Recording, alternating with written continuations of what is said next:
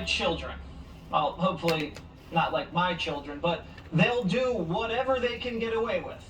And since the Democrats are letting them do whatever they want, bullets are flying and people are dying. The last 48 hours has hit pretty close to home for me. A mother in New York City who was shot and killed near my apartment. She was on a walk with her 3-month-old.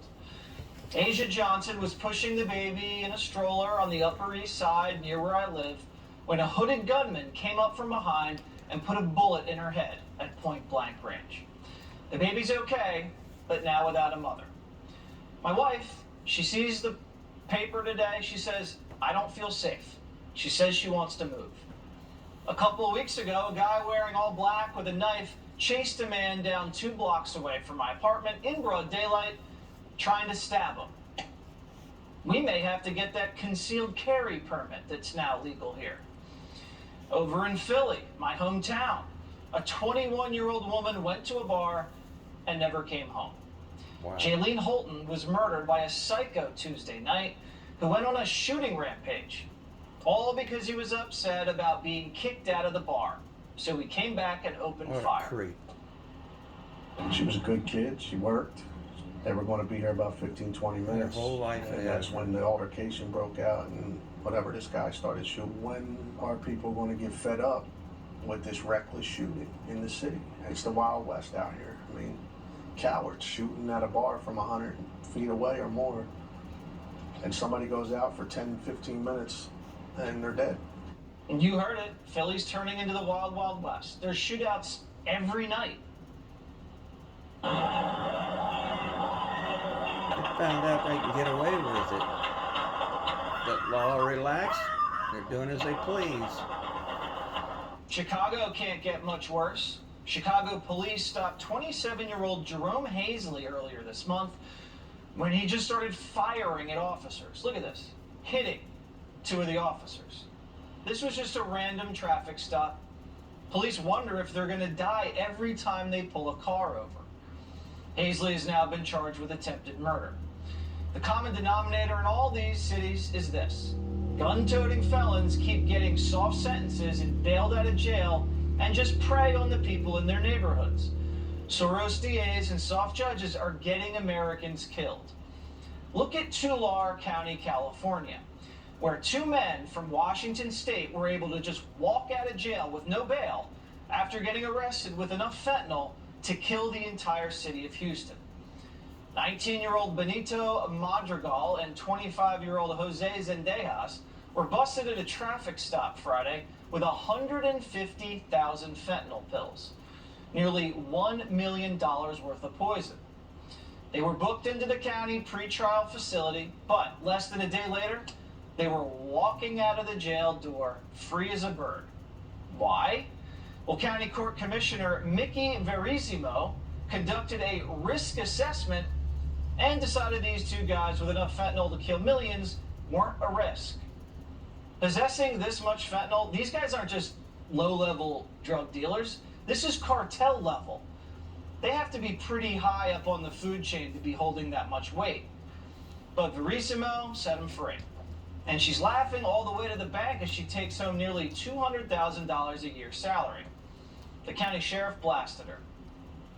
This assessment was done behind the scenes, basically, without ever contacting me as the sheriff or even asking me what I believe the risk to our public safety would be. I learned of this release and I was infuriated. It's incredibly frustrating when we are responsible for public safety. Putting we their want lives people to on be the safe, line. but She's we not. have to be able to hold people accountable to our court system. In California, we're just not seeing that. But that's not all. A congressional source tells Primetime that these 2 pill traffickers were illegal aliens. But in California, you're not even allowed to ask if a suspect is a foreign national. It's a sanctuary state. In most states, when you catch illegals with 150,000 fentanyl pills, you hold them and you call ICE. ICE picks them up and they start deportation. But not in California. You can break into our country, kill our people with poison pills, get arrested, and just walk free. These 2 dealers are never going to show up to the hearing. They're free to sell more death. It's no wonder why police are retiring and quitting in record numbers. Public officials aren't holding up their end of the deal. and are creating a very unsafe environment for law enforcement. Plus, some of these young kids have no respect for cops at all. Here's what happened in Orlando when a police officer detained a 19-year-old for drinking and hitting on underage girls at a mall. Atlanta police, stop. Stop. Because they have an open container of alcohol in public. You think it's appropriate to walk up to a group of young girls and ask their ages right away? I was just trying to verify their age before I I looked at them. You don't think they were definitely minors. And I'm gonna get you out of here with just a verbal warning on the alcohol. Because I'm gonna suggest you leave them all, okay? Yeah, I'll leave that way we don't get any more issues about you. You don't get into any trouble. You have anything on you that would drugs, guns, bombs, anything like that? No, sir. Okay. I smoked earlier, though. So you have some weed on you? No, not anymore. Okay. Do you mind if I conduct a search of your person real quick? I don't think you can. Is that what's inside your bag? Yeah, that's it. Just the weed? Yeah. Okay, take off your bag. Don't resist. You're gonna make it a lot worse than you need to. Take off your bag. Don't make this worse. Get out of here. Get out of here.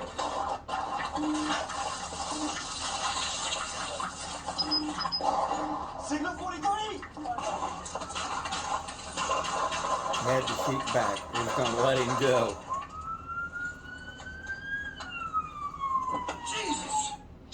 The officer was giving the guy a break. He wasn't even going to get arrested. He was getting let off with a warning, and this 19-year-old Sebastian Roman returned the favor by shooting at him. People are pulling into the Olive Garden for lunch outside the mall, and bullets are whizzing by their windows. What kind of country are we living in? If only the Democrats had listened to this one senator back in 1991, maybe crime wouldn't be so bad right now.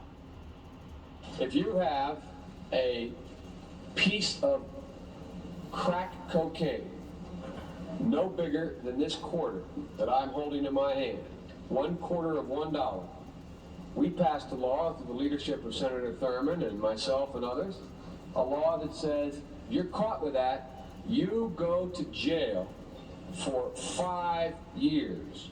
You get no probation, you get nothing other than Boy, did he ever 5 years change. in jail. Judge doesn't have a choice. Joe Biden used to be strong on narcotics and tough on crime, but he's given in to the radical left in order to keep his power. You only arrest for the purpose of dealing with a felony that's committed, and I don't count drunk driving as a felony. That right there was music to Paul Should be. P.'s ears. And guess what? Paul Pelosi could have been charged with a felony, but the DA, hey Allie, only charged him with a misdemeanor.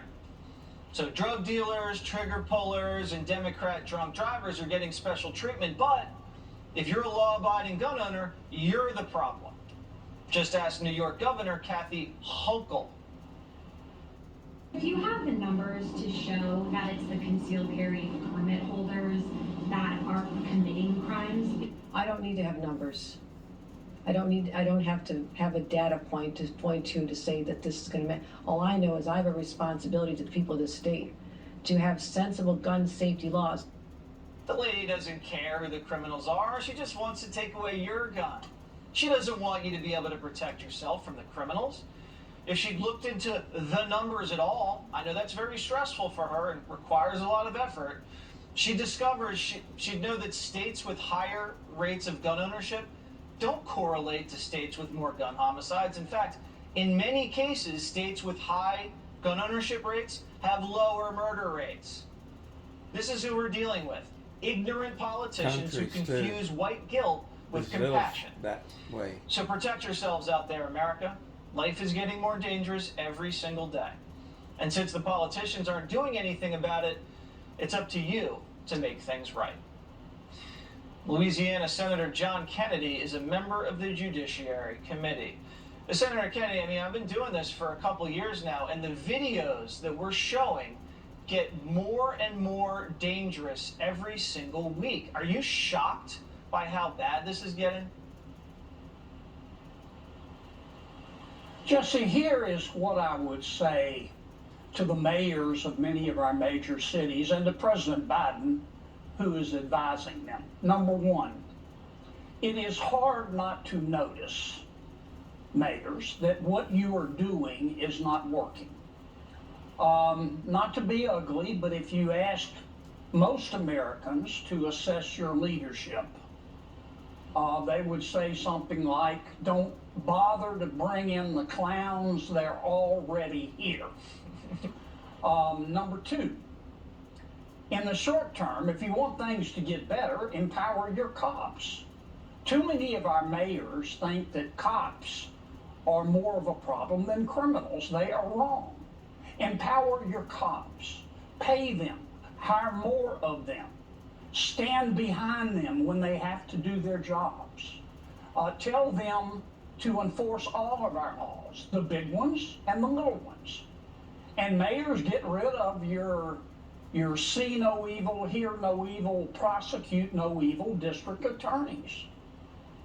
Point three, and this is longer term, we have to ask ourselves, why is it that these young offenders are more likely to grow up and go to prison than get married or own a home? Now, there's several reasons, but I'll give you one. Their schools suck. Yeah. To the mayors, I would say grow some oranges and fix the schools. We need no excuse schools. Every child can learn. Find out which of our teachers can teach and pay them. Find out which of our teachers can't teach and teach them how, or tell them to find a new line of work. What about the teachers social union? Promotion. The new rule ought to be, I don't care how old you are, you're not getting out of the third grade until you can read. Expand school choice, expand vouchers. You're not trying. Expand vouchers, as Anybody I said. can learn how to read third grade level. The competition will be good for public schools. And the final thing I would say, Jesse, this is to the voters.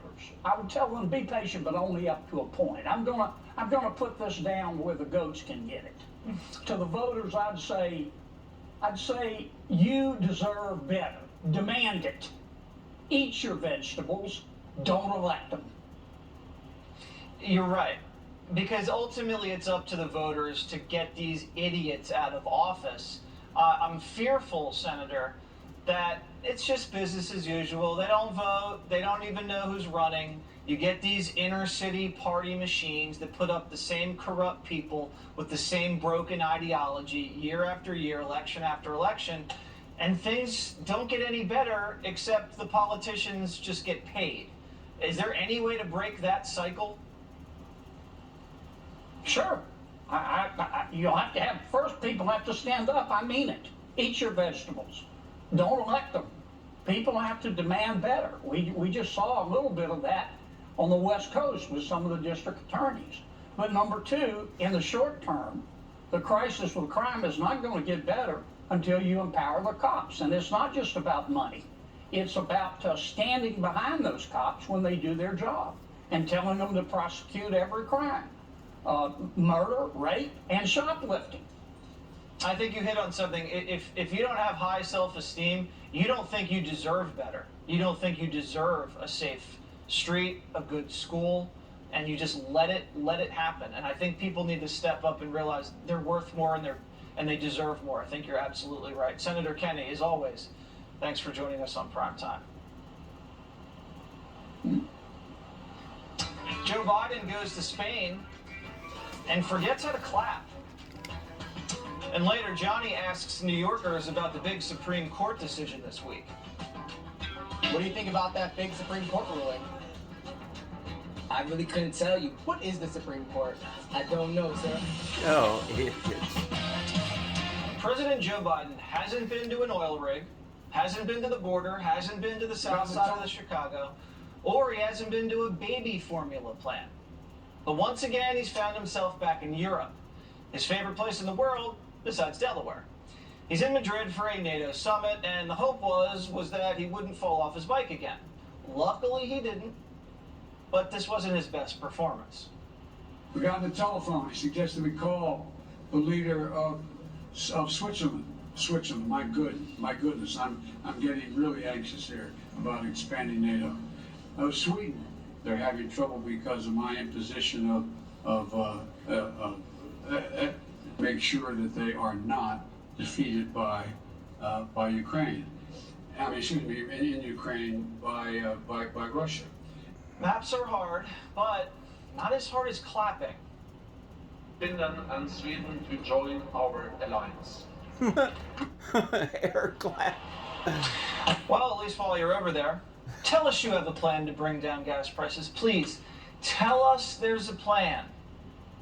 How long is it fair to expect American drivers and drivers around the world to pay that premium for this war? As long as it takes. So Russia cannot, in fact, defeat Ukraine and move beyond Ukraine. So gas prices aren't coming down until Russia can't defeat Ukraine? NATO's whole strategy is to prolong the war in Ukraine and turn it into a quagmire for Russia. It's never going to end. We keep sending them billions of dollars of weapons, and Ukraine is slowly losing. That is not a plan. Unless your plan is to keep gas prices high. In that case, it's the perfect plan. People have had it, and it shows. A new AP poll found that nearly 80% of Democrats think the country's headed in the wrong direction. It's gotten so bad the media's stopped propping Joe up.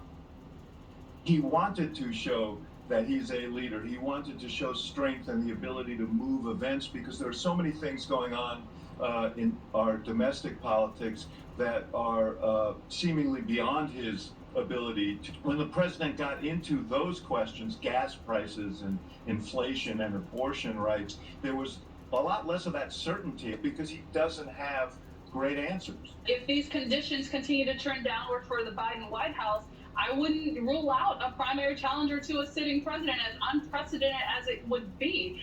Joining me now is Monica Crowley, former Assistant Treasury Secretary and host of the Monica Crowley podcast. So, Monica, we're going to have $5 gas until Ukraine beats Russia. Are you ready Apparently. for $5 gas for, It I won't don't be know, $5. the next several It'll years? be or forever? $7, $8. Well, first of all, Jesse, watching Joe Biden talk and move, it's like watching one of those old internet dial-ups. Buffering, and that clapping clip, that was obviously the clapping software loaded too soon for him. Look, when it comes to energy policy, they know how to fix this. They just don't care to. They don't want to. Because they know that the energy sector, Jesse, is the biggest of them all in terms of what they can use to re-engineer the U.S. economy into a more collectivist, neo-communist kind of model. So they want you out of your gas-guzzling combustion engine vehicle and into an electric vehicle if they want you driving at all. So they're going to continue to press this, and it does look like $5, $6 gas for this foreseeable future when the solution is right in front of them about unleashing American energy, but they will not do it. Let's talk optics. Why can he fly 6.5 hours to Europe all the time? I mean, he's always in Europe, and now he's going to the Middle East. Why can he take these really, really long flights to other countries, but he can't visit the border? It's like a 4.5 hour flight. Or why can't he go to a rig or a refinery in Louisiana? Why can't he do that? And why doesn't the White House send him there against his will? Put a blindfold on him, spin him around, and say we're going to take you on a trip, and then land and say, hey, you're gonna do a speech at a baby formula factory or an oil rig or something. Why? Well, you would think, Jesse, that the White House communication shop would at least have him do it, even if they did not intend any change in policy, right? Just for political communications, have him give a speech at the border or at a baby formula factory. But they simply won't do it. And maybe they're suggesting it, and maybe the president is overruling them. But he does love to be on the international stage because all of those G7 and NATO leaders are exactly like him. They have all of the same agenda when it comes to remaking the West. Plus, he loves to have his ego stroked by looking like he's sitting astride the world. It's one thing, Jesse, when he makes an ass out of himself here in the United States at home. It's another thing when he makes an ass out of himself abroad. It's embarrassing and dangerous. Yeah, I mean, no offense to Boris Johnson, but he can't be that great. It's like Biden loves Boris. All he does is want to spend time with Boris. Spend time with us, or at least look like you're trying to spend time with us and fix our problems instead of everybody else's. Monica Crowley, thanks as always. Thanks. Lindsey Graham golfed with Trump all day. He's fresh off the course. And he hasn't had anything to drink. And is ready to tell us what the president thinks about everything. Joe Biden is saying, to hell with everything. He wants to nuke the filibuster, all for Roe v. Wade. Watch. I believe we have to codify Roe v. Wade in the law, and the way to do that is to make sure the Congress votes to do that. And if the filibuster gets in the way, it's like voting rights. It should be, we provide an exception for this, require an exception to the filibuster for this action to deal with the Supreme Court decision. But Joe Biden's just another spineless power grabber. You want proof? When Republicans are in the majority, Democrats change their principles. Watch. Ending the filibuster is a very dangerous thing to do. This nuclear option is ultimately an example of the arrogance of power. It is a fundamental power grab by the majority party. They want to make this country into a banana republic, where if you don't get your way, you change the rules.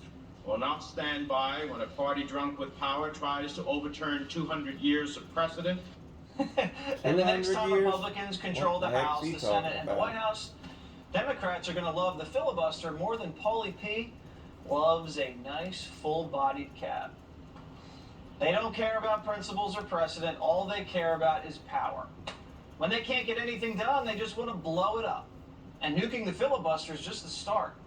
AOC says a filibuster carve-out is not enough.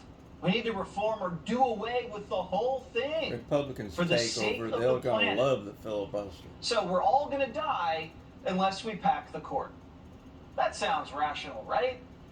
But she is planning her wedding, so I know how taxing that can be. For those of you keeping score at home for the things Democrats want to destroy, we have the Supreme Court, Senate, Electoral College, fossil fuels, police, prison system, the border, private health care, statues, gender. I'm sure there's more, but we'd be here all night. And Tucker's up at 8. Our founding fathers gave us a republic with checks and balances and a Supreme Court for a reason. To keep power-hungry politicians tamed and the angry mob in line. And now that nothing's going right for them, they've decided to hell with all of it. South Carolina Senator Lindsey Graham is a member of the Senate Judiciary Committee and probably shot under par today with the former president. Did you bring up the filibuster and Joe Biden when you guys were out playing? No, I pretty much watched him beat me yet again. We had a great time.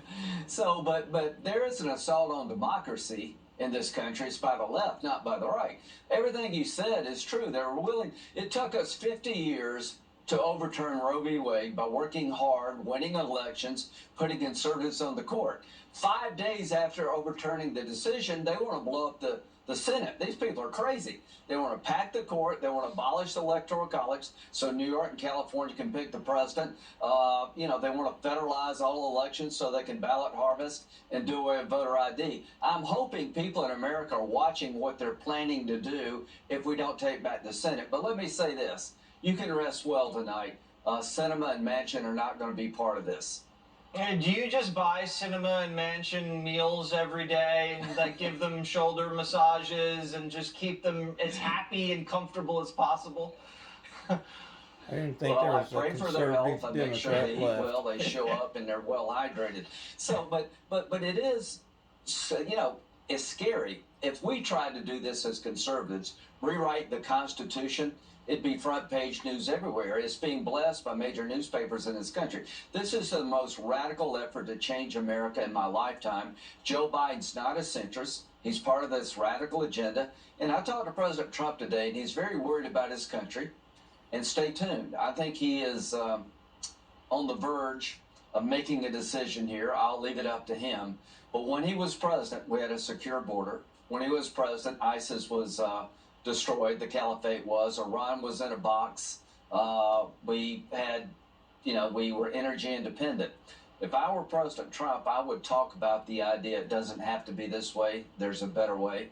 And I'd go to the border if I were President Trump. You said stay tuned. Could we hear an announcement from the former president before the midterm elections? I don't know, but I've never seen him so focused.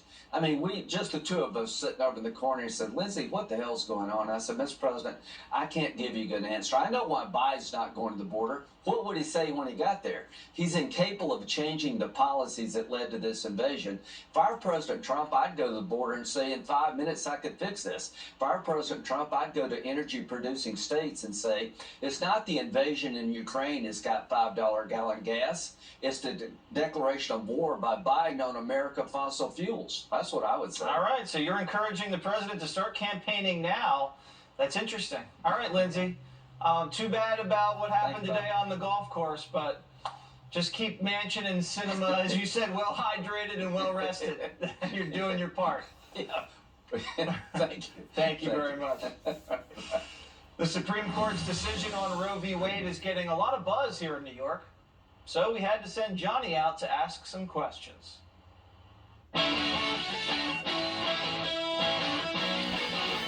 What do you think about that big Supreme Court ruling? I really couldn't tell you. What is the Supreme Court? I don't know, sir. Well, I respectfully decline to answer that question. What do you think about the Supreme Court ruling? It's not that I support abortion, but I believe in women's rights. Women, not just women, anybody with a uterus, obviously, should have the choice. So you believe the birthing people should be able to make the decision? All women and all birthing people in this country? It's terrible. I mean, it affects me, it hurts me, and I was really upset about it. I still am, and I always will be. Talking about it brings me to tears. Boo. The Supreme Court. How many Supreme Court justices are there? 25, 100. Did you read the opinions of the justices? I didn't really read too much into it. I have not. No, I did not. I did not. I wouldn't want to be part of the court system. So we should tell President Biden to take you out of the running? President Biden's gonna wish that he's gonna look like one of those Vons with Puttin cutting a watermelon. What a stupid son of a bitch. What's wrong with letting the states decide? That's what they do with marijuana. Well, you got a valid point there. You're right. That's true. Good point. It's not that there's anything wrong with going back to the states, because a lot of states will give the woman the right. Why are states allowed to decide, state by state with abortions, but state by state isn't allowed to decide what happens with guns? It involves the Constitution. We have a thing called the Constitution, which I cherish. What is an abortion? Abortion is a big word, Abortion now, I could quit my job, that's abortion. Abort! Abort! We have been identified! Gas prices, inflation, abortion. What issue do you care about the most right now? Climate change. Do you love John Kerry? It's all right. We're at the dawn of an extremely exciting time. Inflation has affected everybody. Business owners can't keep up. When it comes to gas, that's a lot of money. Reduce gas prices, because everybody's affected by that. The Putin price hike.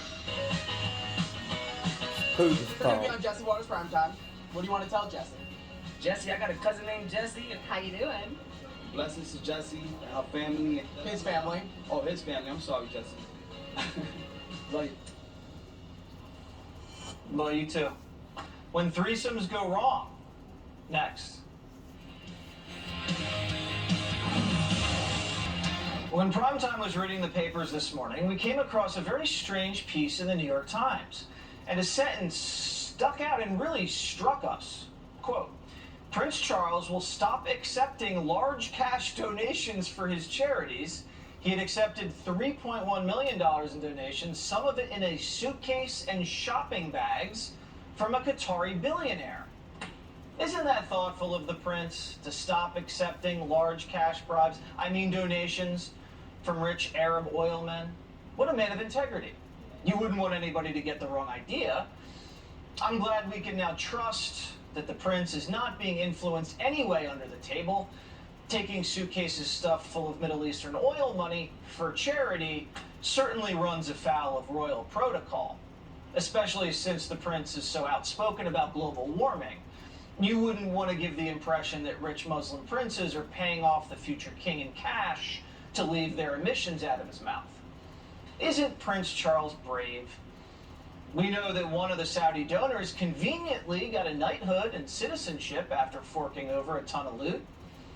That sounds like a bribe where I come from, but I guess things are just different over there. What does a prince need a suitcase full of cash for anyway?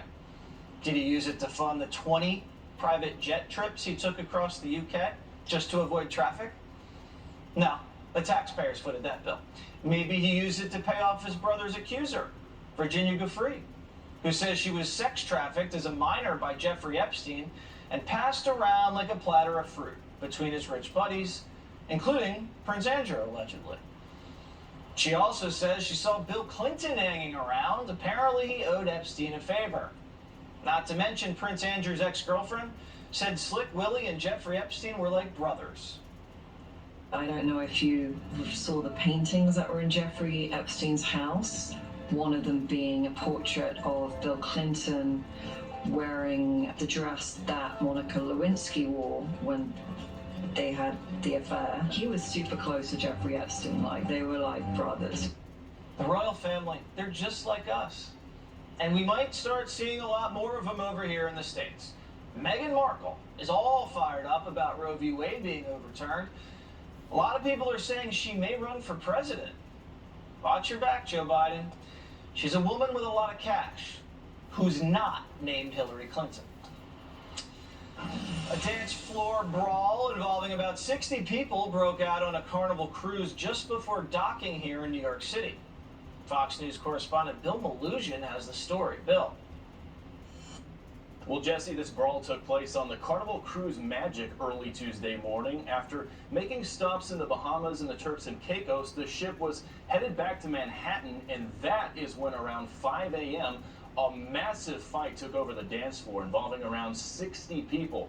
Security on the ship got involved, but it got so out of control that the Coast Guard had to escort the ship back to New York, where police were waiting for it to dock. And we are now learning what may have started this huge fight. An eyewitness telling Fox News Digital that an alleged threesome between passengers angered their partners and sparked this all-out chaos. Take a listen.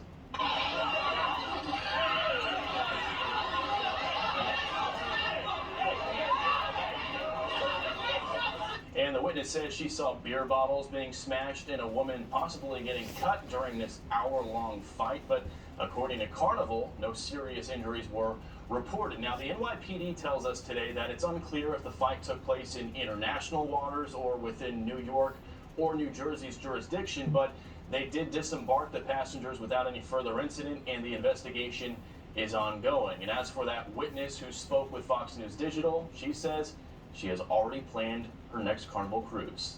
We'll send it back to you. More bad news for Fauci tonight. As we reported last night, Dr. Fauci has somehow contracted COVID twice in the last 2 weeks after being vaxxed 4 times and experimenting with drugs that the CDC recommended he not take.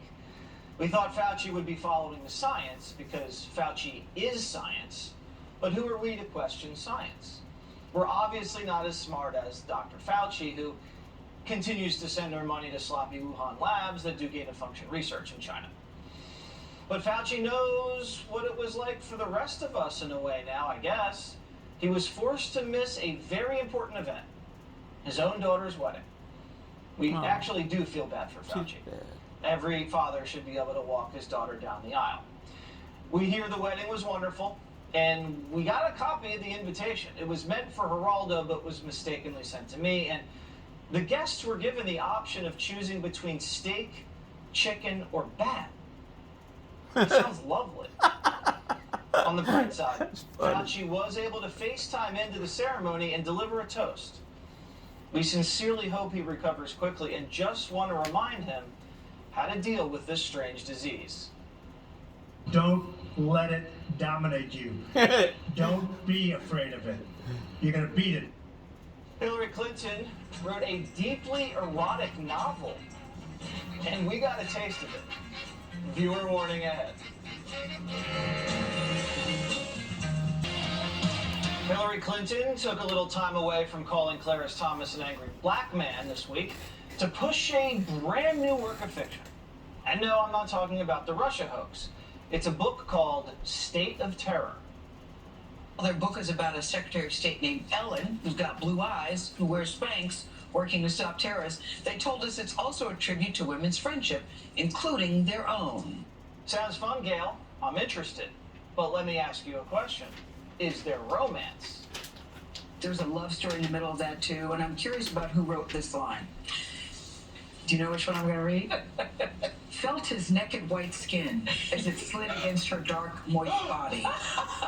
Luminous in the afternoon sun, she could feel the weight of him on top of her, lying heavy on her heart. Was that you, Hillary Rodham Clinton? Well, I think it was out of our fertile imagination. Right. For 16, I was as far as we were willing to go. The Harlequin romance is not going to get in touch with us. We said, like, well, what happens next? You heard that right. She, quote, felt his naked white skin against her dark, moist body, luminous in the afternoon sun. Wow, hell, that is hot stuff. Primetime is titillated. Frankly, I didn't know you had it in you. I guess all that time with Bill must have tickled your creative bones in all the right places. But it got me thinking. What if instead of running for president again in 2024, Hillary pursued a career in romantic fiction? Well, we have some ideas to get her started. Number one is called Faithless Elector. It's a sensual story about bitter political rivals who strike up an unlikely romance while running for president. Sometimes the dirtiest tricks are the ones played in the bedroom. Okay, number two, Hot Pursuit. A comely congresswoman wakes up one morning with a new superpower. Every conservative on Twitter wants to date her. Now, number three's got a little more action. A young congressman falls for a mysterious woman and finds himself caught in a steamy web of sex, lies, and international corruption. It's called The Spy Who Loved Me. That fang? And last but not least, From Here to Paternity. A small-town mayor from Middle America tries to balance politics and becoming a new father. Like I said, Hillary, these are just a couple of ideas to get your creative juices flowing. And when you're done writing, I'll be happy to hook you up with my publisher.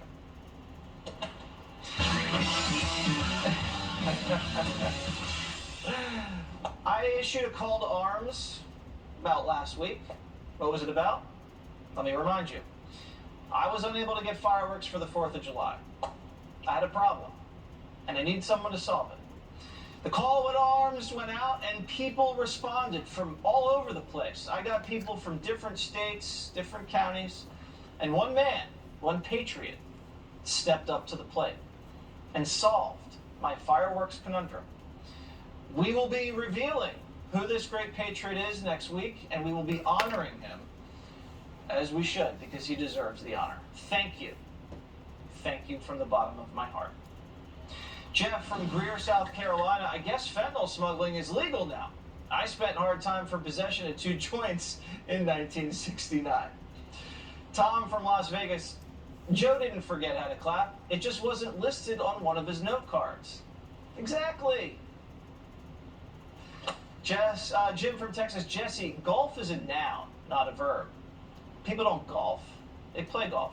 Don't correct my English. It's my mother's job. Mike from Yonkers. The difference between bison and buffalo. Bison live in Yellowstone. Buffalo can't win a Super Bowl. That's good stuff right there. I'm so sorry, Buffalo. Jack says, Jesse, if you're from Philly, shouldn't it be Wooders World? It should. I lost the accent when I moved to New York.